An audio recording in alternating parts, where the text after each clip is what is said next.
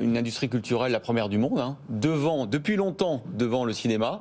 Et ensuite parce que en France, on a des champions, à la fois des gros, évidemment, on connaît tous Ubisoft, mais aussi une French Tech ludique absolument formidable. Oui, merci pour cette présentation. C'est exactement ça. On est immergé. Je vous amène un peu d'optimisme. Ça fait du bien. On en a besoin. Allez-y. Une activité lourde. Il y a des choses qui vont bien aussi. Et le jeu vidéo en fait partie. Vous le rappeliez. Peut-être juste le poids économique de ce secteur pour ceux qui nous regardent. On est sur une émission économique. Donc le chiffre d'affaires rien qu'en France l'année dernière, c'est 5,6 milliards. Ouais. C'est pour vous donner une proportion, hein, c'est 2,5 fois la musique et le cinéma réunis. Donc il faut prendre la mesure de ce que le jeu vidéo pèse industriellement, rien qu'en France. Et ensuite, dans le monde, c'est l'équivalent de 300 milliards de dollars de chiffre d'affaires. C'est bien au-dessus du cinéma. C'est bien au-dessus d'Hollywood et du cinéma.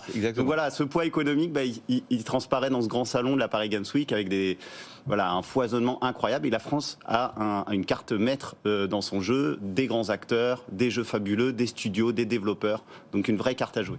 Oui, et alors, on a eu à la veille donc, de l'ouverture au public, hein, c'est aujourd'hui, à la veille de cette ouverture au public, le gouvernement a annoncé que le crédit d'impôt jeux vidéo allait être prolongé jusqu'en 2028 et modernisé, étendu jusqu'aux jeux sur mobile. Est-ce que ça, c'est une petite révolution selon vous ? C'est une adaptation en fait à la diversité des supports du jeu vidéo. En fait, le jeu vidéo, pourquoi il performe ?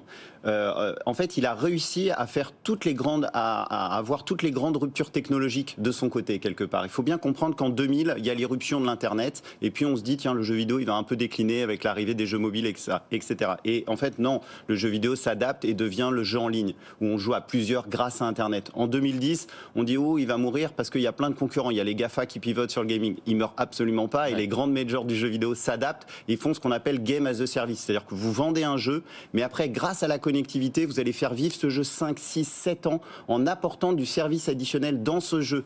La personne va acheter le jeu, mais pendant 5 ans, il va y avoir des univers nouveaux, des personnages nouveaux qui vont s'allumer. Et en 2020, la grande révolution, c'est les supports. On joue sur tous les supports possibles. On joue sur son téléphone dans le bus, on joue sur sa console au milieu de son salon, et puis le week-end, chez papy-mamie, on peut finir sa partie sur le PC. Surtout donc en fait, c'est ça surtout quand ils ont la fibre. Surtout quand ils ont la fibre. Une question, c'est combien d'emplois en France, direct et indirect, selon vous, l'industrie du jeu vidéo ?